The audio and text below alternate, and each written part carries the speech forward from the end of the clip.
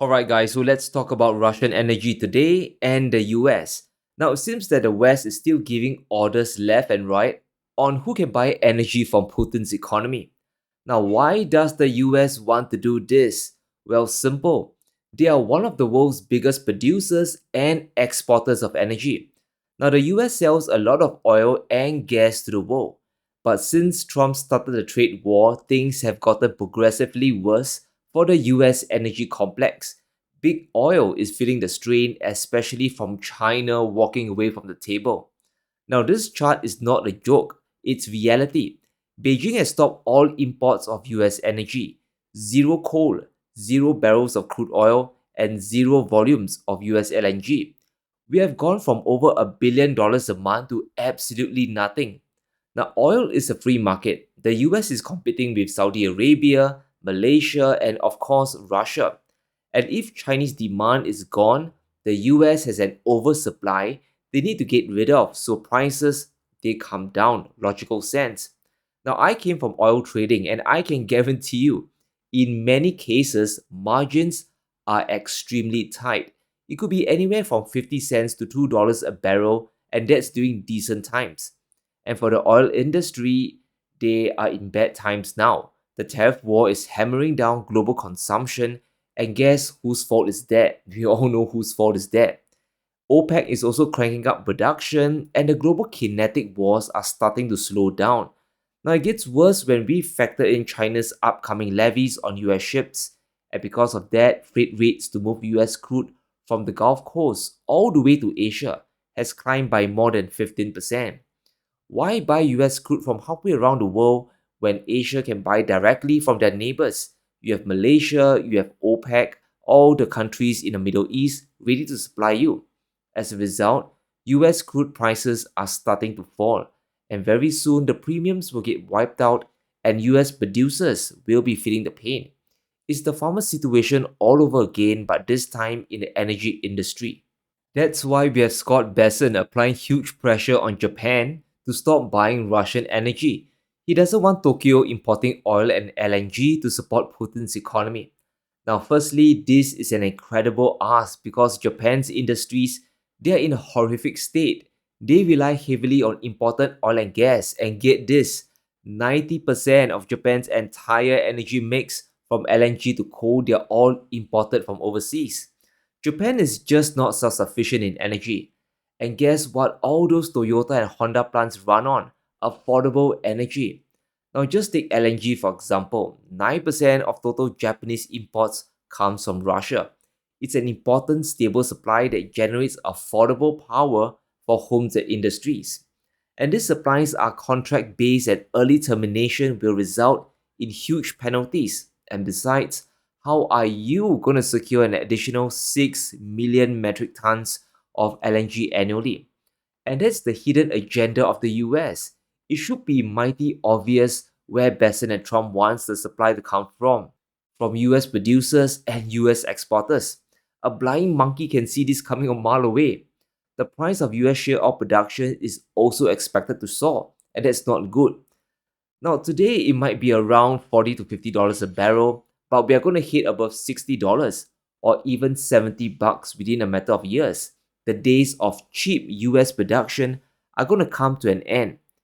The US is freaking out, especially with a major report that oil prices could keep plunging. Now, according to Bank of America, Brent crude could plunge below $50, especially if the US China trade war ramps up even further.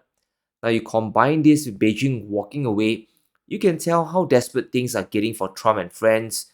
It's not looking good.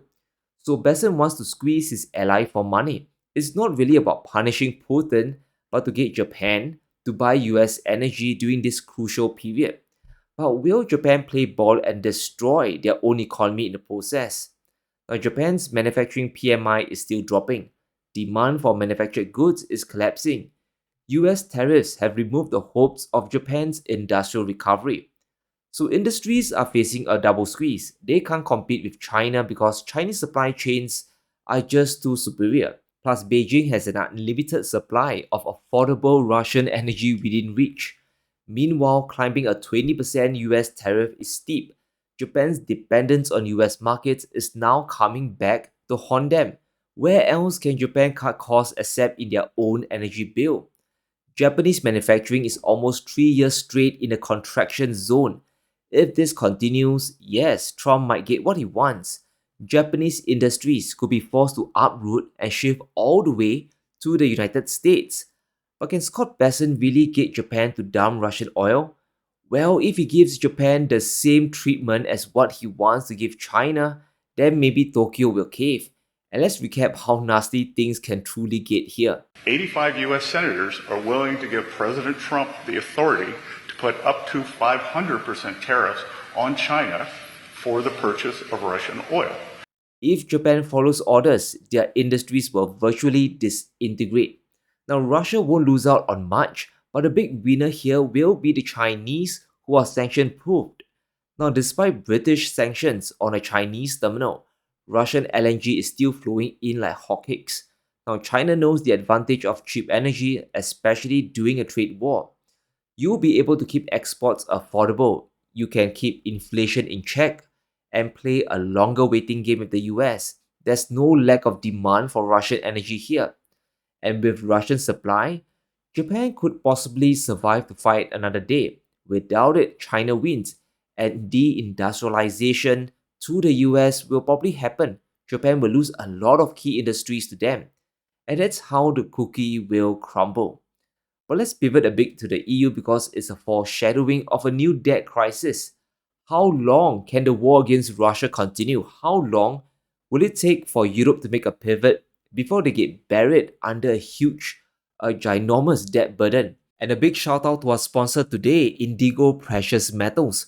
When it comes to buying gold and silver, I trust Indigo Precious Metals in Singapore. They have made investing in precious metals safe, fast, easy, and simple for both small and large scale buying. I've been stacking gold for over a decade now, and I've learned two things when buying. You want to buy authentic gold bullion, and you want to buy it at the lowest premium possible to stretch your dollars even further. And I'm glad to say I found both of this at Indigo Precious Metals. Indigo Precious Metals is a leading retailer in Singapore.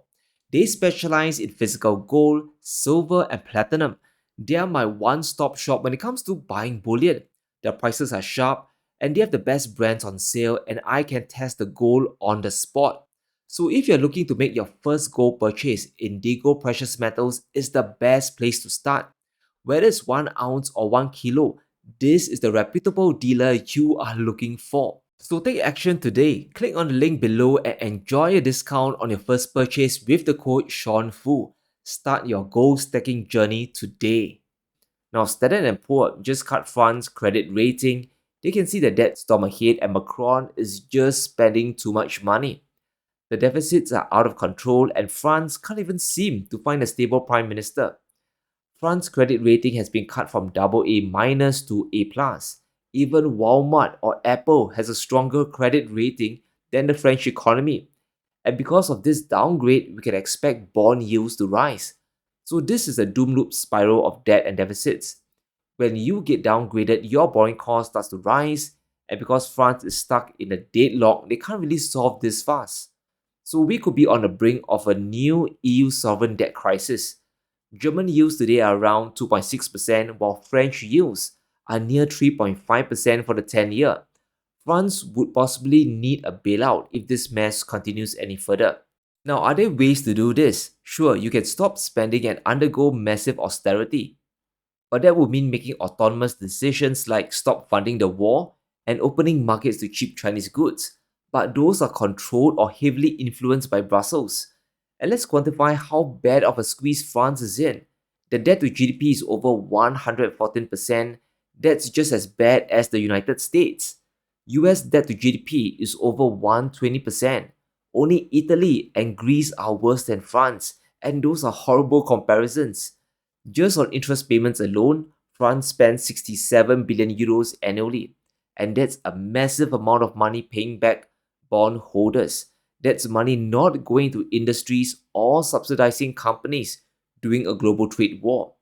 So why is this important? Because there are two endings to this, two end games. Either Brussels gives a bailout the ECB slams interest rates down, or France probably would sink further. However, if this does happen, it will be highly inflationary. Now, this is a cautionary tale for the US debt crisis as well. All roads eventually lead to inflation, where all the currencies get debased. And once again, I stand by my belief. Governments, especially during a tariff war, will choose inflation to solve any crisis. You have less political fallout, and the majority of people, sad to say, they still don't know what's going on behind the curtain. They are clueless. And speaking of panic, let's touch on the rare earths debacle because Trump is indeed in panic mode. China has begun cutting away global rare earth exports, almost 1,000 tons less in September versus August. And Trump, well, he has big plans for the US. He wants a golden age for US manufacturing. But how is that even possible without rare earth inputs? You know better than anybody else, $17 trillion. It could be $20 trillion by the end of the first year, my first year. Investment in America. Investing in America, $20 trillion. No country's ever done anywhere even near that, like a fraction of that. Biden did less than $1 trillion in 4 years. I did 20 trillion. We're going to do over 17 trillion in 8 months. Now, do you hear that? $17 trillion in 8 months. This is how crazy things have gotten. It's also a reason why the US is scrambling globally to secure their supply chains.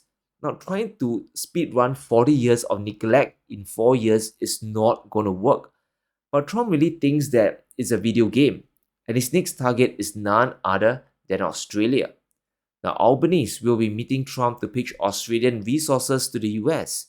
The idea is to offer an alternative to Chinese rare earth supply. According to their US ambassador, the US has a deficiency in 50 critical minerals and rare earths. With US investments, Australia can meet 30 to 40 of US critical minerals demand. At least that's the claim. Now, does Australia really need additional money from the US? This can't be for a tariff reduction because Australia is at a baseline of 10% already. Now, this could just be risk mitigation to prevent Trump from mentally exploding. Does this have anything to do with the AUKUS submarine deal? Maybe it's to guarantee the delivery of the nuclear subs. Now, at this point, no one really knows. But let's look at economic reality and supply chains here.